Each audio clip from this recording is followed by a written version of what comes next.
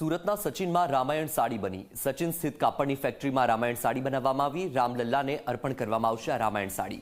સાડીમાં રામાયણની તમામ ઘટનાઓનું વર્ણન કરવામાં આવ્યું છે। રામ જન્મથી લઈને વનવાસ અને સીતાહરણનું વર્ણન કરવામાં આવ્યું છે। હનુમાન મિલાપ, લંકા દહન અને અયોધ્યા વાપસીનું પણ આ સાડીમાં વર્ણન કરાયું છે। સમગ્ર દેશ રામ મંદિરના ઉદ્ઘાટનને લઈને આતુરતાપૂર્વક રાહ જોઈ રહ્યા છે। ત્યારે સૌ કોઈ રામ મંદિરને ભેટ પણ આપી રહ્યા છે।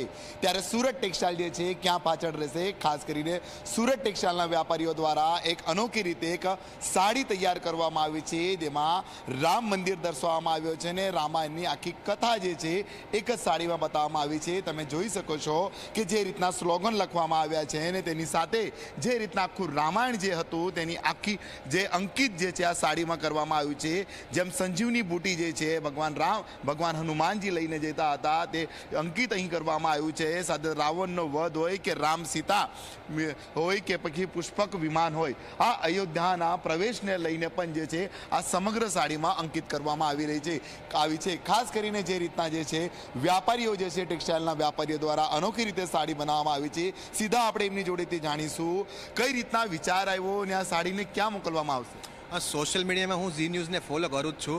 જ્યારે મન કી બાતમાં નરેન્દ્રભાઈ મોદીએ એમ કીધેલું હતું કે ભાઈ હેશટેગ શ્રી રામ ભજન કરીને આજના જે યુવાઓ છે એમની કોઈ અલગ કલાકૃતિ હોય, કોઈ ભજન હોય તે સોશિયલ મીડિયાના મારફતે કોઈ દર્શાવે, તો ઝી ન્યૂઝમાં ઇન્સ્ટાગ્રામમાં અમે વાંચ્યું કે ભાઈ નરેન્દ્રભાઈ આવું કીધું છે, તો ભાઈ મને વિચાર આવ્યો કે ભાઈ આપણે આવી એક સાડી બનાવવી જોઈએ। પ્રભુ શ્રી રામે આપણને એક અલગ કલા આપી છે કે આપણે, તો મેં સવારે વિચાર કર્યો કે ભાઈ આપણે સાડી બનાવવી જોઈએ અને સાડીનું સંપૂર્ણ ડિઝાઇન તૈયાર કરી અને સાડી બનાવવામાં આવી છે। સાડીમાં આખું રામ મંદિરનું દ્રશ્ય બનાવવામાં આવ્યું છે। પ્રભુ શ્રી રામનો જન્મ થાય છે ત્યાંથી લઈને એ વનમાં જાય અને રાવણનો વધ કરે છે અને પાછા પુષ્પક વિમાનમાં બેસીને અયોધ્યા પાછા જાય છે અને રાજ્યાભિષેક થાય છે અને સંપૂર્ણ વર્ણન આ સાડીમાં કરવામાં આવ્યું છે। એવી રીતે વર્ણન કરવામાં આવ્યું છે કે આજના કોઈ યુવા કોઈ સાડી 2 મિનિટ પણ વાંચે ને તો આખી રામાયણ તેમના મનમાં બેસી જાય, એવી રીતે આખું વર્ણન કરવામાં આવ્યું છે ચિત્ર મારફતે।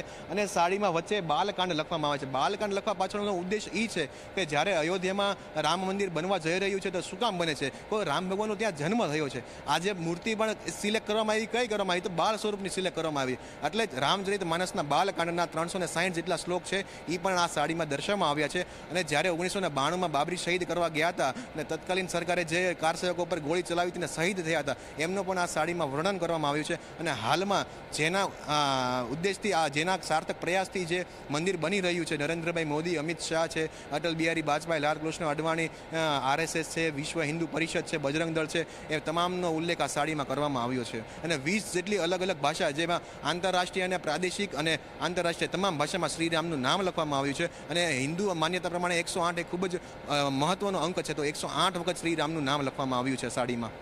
સાડીને ક્યાં મોકલવામાં આવશે? સાડીનો ઉદ્દેશ બનાવવા પાછળ એક જ હતો કે અમારે સાડી અયોધ્યા મોકલવી છે। જો અયોધ્યા સાડી 22 તારીખે કાંઈ યુઝ થઈ જાય ને તો અમે એમ માનશું કે અમારી 7 પેઢી તરી ગઈ। આ માત્ર ને માત્ર અયોધ્યા મોકલવા સાડી બનાવી છે।